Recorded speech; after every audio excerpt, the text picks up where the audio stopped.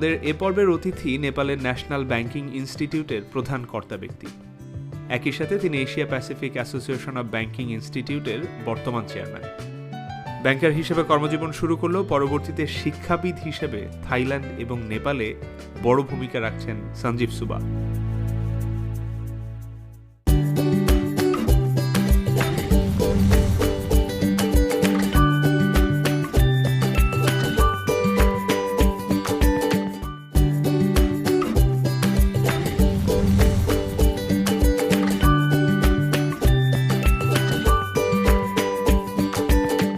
Sanjib, welcome in Dhaka. I'm excited. You're the first Nepali who are in iStyle. Thank you so much. Really appreciate your welcome and great to be at the ISO. Looking forward to it. You're here to attending regional banking conference. Tell us something about more. I mean, this is a great initiative taken by the Bangladesh Institute of Bank Management, and they've invited us as a co-organizer. 4 countries are here now together with the Bangladesh, Bhutan, Nepal and India. We're discussing a lot of different areas from the banking industry, challenges and the opportunities, so a lot of knowledge sharing. And thanks to your governor, Dr. Fazli Kabir, who was here, central bank governor, and he motivated us to, share more and learn from each other. So it is a really great program that's going on right now here in Dhaka. So I'm talking with a banker or an academician? Yes, I started as my career started as a banker in a bank called Greenlays, which is now acquired by Stan C. So I'm very blessed to actually have started my career as a banker, because that allowed me to, bring a lot of discipline, a lot of, governance, a lot of prudency in me. And then actually after doing banking for about 10 years, and then decided to completely switch over and move to a brand new university they were starting in Thailand. So that was quite an interesting journey, because I liked the idea. Perhaps that was in me. I wanted to take a new challenge, new risk. So we were the part of the team to start the Webster University in Thailand from day one. And then I did that for about 11 years and decided to again come back to Nepal with National Banking Institute. So when I looked at the, that NBI, when it was incorporated, the job was kind of perfectly designed for me. It looked like, because of both the banking and the academic background. You said you love to take the challenges every time. Right. So is it something you have got it from your father? Because your father was a soldier family, and your mom, she's from a priest family. Actually, it looks like, I had this DNA in me that wanted to challenge the status quo. Okay. Always question who am I and what am I doing here? What could I do better? So these are the stuff, so status quo maintaining is not me. I'm not the kind of person who would sit in my comfort zone. Maybe perhaps a risk taker, perhaps very inquisitive as a person, very curious as a person. So on the go, my journey is kind of on the learning curve all the time. I'm learning all the time. Since you went out of the box and you said you are a banker, and you teach the bankers too, so are you saying a banker can take the risk and he can go to the out of the box? We as a banker and the banking industry thrives only on risk. That is the only expertise we have actually. And even I go on the record saying the only product that we have is a risk. So this is the kind of the challenge that I ask my banker, delegates and participants to always reflect on. The financial industry is evolving. It is getting very dynamic. Has always been dynamic. It is evolving. It is transforming. It is changing. If they sit in a comfort zone for a long time, they will be outdated. They'll be dinosaur. So this is where they need to challenge themselves. They need to take more prudent stuff. Come out of their comfort zone. So this is what it is. So tell us something about the Nepal economy. Nepal economy is a very small GDP we have at the moment. It's only about $26 billion. But perhaps that has to do with the kind of the political stalemate that we had for last over almost 10-15 years. And then finally the new constitution was drafted and in place. But since last 3 months, a lot of good signals are coming. The elections has taken place, the local body, the state government and the federal government, the central government. So the new bodies are in place, elected body. And then we hope now moving forward, we will grow at least minimum 6 to 7%, minimum. And double-digit growth, I can expect at least within two to 2.5 years, I can expect double-digit growth year on year. So can I take the privilege to give a round to BIBM campus? Sure, would love to do that. আমরা যেটা দেখেছি এই সম্মেলনে যে তাদের regulation কিন্তু অনেক strong এবং এটার প্রয়োগও খুবই স্ট্রংলি তারা প্রয়োগ করছেন। এছাড়া হিউম্যান ক্যাপিটাল ডেভেলপমেন্টেও সঞ্জীব এবং তার দল নিশ্চয়ই খুব চমৎকারভাবে কন্ট্রিবিউট করছে to maintain this reasonably low level of non performing loan. আমরা মনে করি যে নেপাল সহ যারা অন্যান্য পার্টিসিপেন্ট আছেন তাদের এক্সপেরিয়েন্সগুলো আমরা আমাদের সমস্যাগুলো অ্যাড্রেস করার ক্ষেত্রে ব্যবহার করতে পারবো।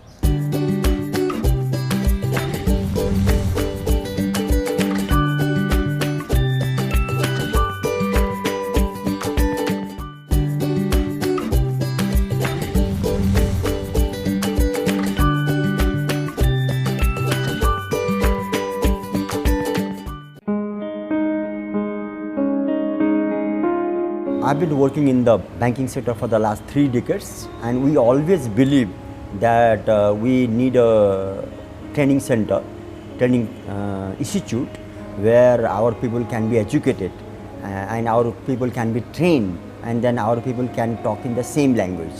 And then we needed very good CEO who could manage this institution. We all of us thought that we would bring some foreigner to manage this company. That is why it was a global ad, and he applied and he got selected, and he's doing excellent job. He's making difference in training our people. So both Sanjib and NBI are respectable names in our country.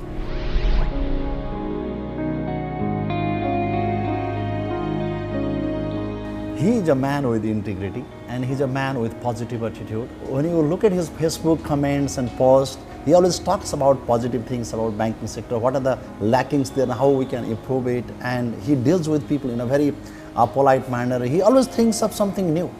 So he's a man with integrity, honesty and rule of law. He follows corporate governance, and he conducts so many programs about leadership and corporate governance. That way he wants to contribute to the country. In fact, he had got better offers elsewhere, but he decided to come back to the country and contribute. So that itself shows his positive attitude toward the country and toward the human being. Nepal, or neighboring country, your NPL rate is less than 2%. How come? Culturally, Nepali people would not like to default, and then the process is once you default, you become a defaulter, your photo comes in the newspaper. That is a major social stigma, and then many people have gone to jail, including the chairman of the bank has been sent to the jail. In my country, if you are office bearer of the politics, you are not allowed to sit in the board. Okay. So member of parliament or these people are not allowed to sit in the board. We only have 7 board members that is directed by the regulator. I think you have about 15 board members here in the country. Yeah, right. So the less number means less problem, less opinion differences. So from the different promoter groups. So, and when they default, the regulator take their passport back, so they cannot travel. The defaulter cannot travel outside. Yes, and then lot of these issues, and it's social prestige also comes down. So we need to be more mindful. This is where I talked about coming out of the status quo, challenge the status quo. What can we do better now? We've already done better, much better. So this is where the regulator has really worked, the reform process has really worked, and then the whole stakeholder really supported, and because they also, borrower also need to understand they need to grow, not by the default, but by the prudency, by the, following the ethical business practices. And another interesting part is year on year you have around 25% growth in banking. How did it happen? We still think the 28 commercial banks are large number for the economic size of the only $26 billion GDP. We are working to make more consolidation. So year on year growth is the more opportunities are coming up now. All right, the political kind of the crisis is now out. The entrepreneurship ecosystem is working very thriving, actually very vibrant now. And it is expected. So this is where the banks are seeking more opportunity, and that is the result of the growth. we have had in last 2 years, banks were asked to increase their paid up capital by 4 times. For example, the commercial banks had the paid up capital only 2 billion Nepali rupees. Now they were asked to bring to 8 billion Nepali rupees, and it's already been done. Large number of banks have already made the capital. Those banks they did not make the capital had to go through the merger process. So that really brought the number down.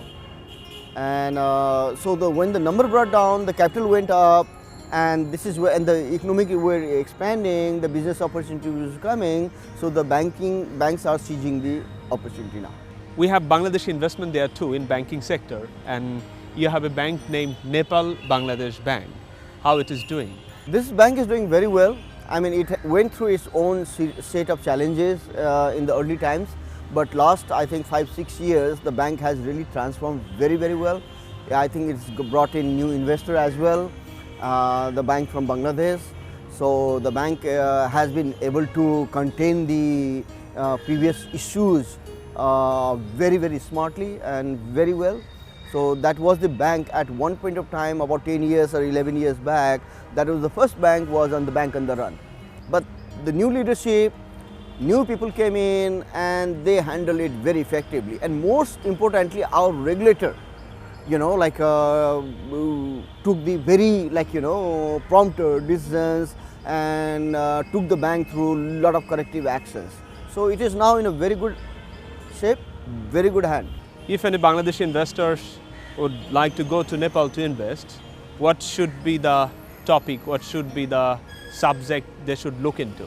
The economy is, growing such rapidly, the Bangladeshi investor will find a lot of opportunity, no doubt about it. I mean, there's so many sectors, now there's a lot of Chinese investment is also coming, there's huge Indian investment is here, there's a pocket investment from the US, and then European countries are also coming in, so in service sector, hospitality, even the medical sector is a growing sector in Nepal, the education sector is growing sector in Nepal, like when you talk about the service kind of stuff, and even the IT. Lot of outsourcing IT and the software production is happening in Nepal for the overseas market. So these are the and the Nepalese talents, Nepalese youth are highly talented actually. One, they are bilingual. The medium of instruction at the school level is in English. So they are very proficient in the language and they are very smart, very internet savvy. They are like 21st gen kind of the kids we have in the country. What they need is more opportunity to work with the multinational kind of the environment. So given the kind of the population that we have, the youth population, we are blessed with the youth population and very smart population and very hardworking population, and the kind of the proximity that Nepal has, no other country can even imagine that we are sitting between two giant economy of the world, China and India.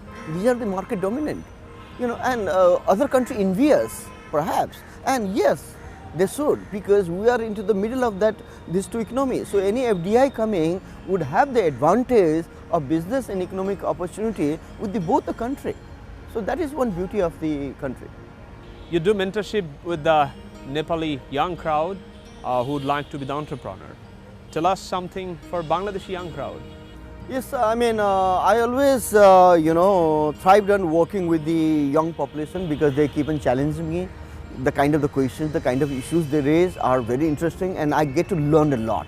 So for my message to the youth, all right, you are a new generation kid, you are into 21st century, but there's no shortcut to the success. You need to have passion for anything that you do, and you need to work anything on a very religiously, and then work smart.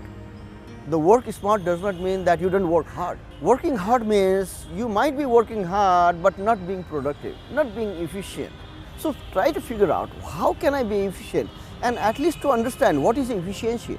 Efficiency means, from my perspective, is speed and accuracy. Make less error, and the moment you make error, learn from it. Fail. Until 35, you are allowed to fail. Whatever profession you try to do, take up, whether entrepreneur or regular employee or whatever, be best at it, be good at it, but you must enjoy it. Success is not how much money you made and how many cars parked in your parking lot or what kind of bungalow you have. I don't consider that a success. I have met many millionaire people, they were happy in life. You need to be internally happy. What makes you happy? Of course, you have to pay your bill. That's a practically part of it. But at the same time, you don't want to have a dog's life, feeling insecure, feeling not happy, always under the, threat, and then you are still making money. Sorry. Success is not how much, what kind of $1 million sits in your bank account or what Mercedes or Rolls Royce or Jaguar you drive. No, sorry, it's not that. Success is, are you happy? Sanjib, dhanyabad and feri betewala. Emdad, bhalobasi to iStyle Doshok. Dhanyabad. ধন্যবাদ। আমরাও চাই 21 শতকের একজন তরুণ, সে উদ্যোক্তা হোক কিংবা professional, সে accurate থাকবে, সে speed নিয়ে কাজ করবে এবং সবচেয়ে ইম্পর্টেন্ট নিজের মানসিক শান্তি নিয়ে কাজ করবে। পরের পর্বে অন্য কোনো অতিথিকে নিয়ে দেখা হবে। Till then I wish you a very good week. Good bye.